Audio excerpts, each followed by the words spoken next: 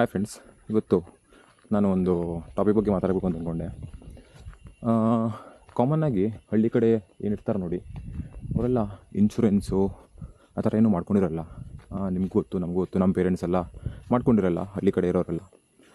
But ಇವಾಗಿನ ಕಾಲದಲ್ಲಿ insurance ಎಷ್ಟು ಇಂಪಾರ್ಟೆಂಟ್ ಅಂದರೆ ಗೌರ್ಮೆಂಟಿಂದ ಕೊಡ್ತಾರೆ, ಆಯುಷ್ಮಾನ್ ಕೊಡ್ತಾರೆ, ತುಂಬ ಏನೋ ಅವ್ರದ್ದೆಲ್ಲ ಇರುತ್ತೆ. ಅದೆಲ್ಲ ಮಾಡ್ಕೋಬೇಕು. ಅದೆಲ್ಲ ಇದೆ ಅಂತಂದರೆ ನಿಜವಾಗ್ಲೂ ಅದಕ್ಕೆಲ್ಲ ನಾಮಿನೇಟ್ ಮಾಡಿ ನಮ್ಮ ಹೆಸರನ್ನ ಮಾಡ್ಕೋಬೇಕು. ಅದನ್ನೆಲ್ಲ ಆಧಾರ್ ಕಾರ್ಡ್ ಕೊಟ್ಟು ಏನೇನೋ ಇರುತ್ತೆ ಪ್ರೊಸೆಸು, ಅದನ್ನೆಲ್ಲ ಮಾಡ್ಕೋಬೇಕು. ಬಟ್ ಆದ್ರೂ ಇಫ್ ನೀವೇನಾದರೂ ಸ್ವಲ್ಪ ಅರ್ನಿಂಗ್ ಮಾಡ್ತಿದ್ದೀರಾ, ಇಲ್ಲಾಂತಂದರೆ ಒಂದು ಸ್ವಲ್ಪ ಅದ್ರ ಬಗ್ಗೆ ನಾಲೆಜ್ ಇದೆ ಅಂತಂದರೆ ಅಟ್ಲೀಸ್ಟ್ ಒಂದಾದರೂ ಇರಬೇಕು ನಮ್ಮ ಹತ್ರ ಇನ್ಶೂರೆನ್ಸು. ಯಾಕೆ ಅಂತಂದರೆ ನಮ್ಮಂಥ ಮಿಡಲ್ ಕ್ಲಾಸು ಇಲ್ಲ ಲೋವರ್ ಮಿಡಲ್ ಕ್ಲಾಸ್ ಅವರಿಗೆ, ನಾವೆಲ್ಲ ಲೋವರ್ ಮಿಡಲ್ ಕ್ಲಾಸ್ ಅಂತಂದರೆ ಬಿಡಿ, ಅವ್ರು ಚೆನ್ನಾಗೇ ಇರ್ತಾರೆ. ಬಟ್ ನಾವೆಲ್ಲ ಲೋವರ್ ಮಿಡಲ್ ಕ್ಲಾಸು. ಅವರಿಗೆಲ್ಲ ಹೇಗೆ ಅಂತಂದರೆ ಒಂದೇ ಒಂದು ಮೆಡಿಕಲ್ ಬಿಲ್ಲು ಅವ್ರದ್ದು ಫ್ಯೂಚರ್ನೇ ಉಲ್ಟಾ ಮಾಡಿಬಿಡುತ್ತೆ. ಆಗಬಾರ್ದು ಆ ಥರ, ಯಾರಿಗೂ ಆಗಬಾರ್ದು. ಮಿಡಲ್ ಕ್ಲಾಸು, ಯಾರು ರಿಚ್ಚು ಪೂರ್, ಯಾರಿಗೂ ಆ ಥರ ಆಗಬಾರ್ದು.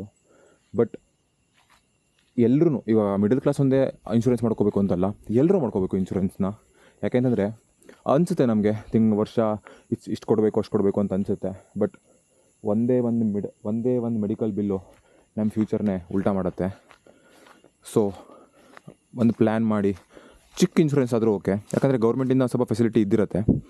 ಸೊ ನಮ್ಮ ಹತ್ರ ಆದಷ್ಟು ಸೇವಿಂಗ್ಸ್ ಮಾಡಿಕೊಂಡು ಅದನ್ನು ಒಂದು ಇನ್ಶೂರೆನ್ಸು ಪೇರೆಂಟ್ಸ್ಗೆ, ನಮಗೆ ಆ ಥರ ಸೇರಿ ಬರುವಂಥದ್ದು ಏನಾದರೂ ಮಾಡಿಕೊಂಡ್ರೆ ಬೆಟರು. ಯಾಕಂತಂದರೆ ಇವಾಗೆಲ್ಲ ಮೆಡಿಕಲ್ ಬಿಲ್ ನೋಡಿಬಿಟ್ರೆ ಮುಗಿದೋಯ್ತು ಕತೆ.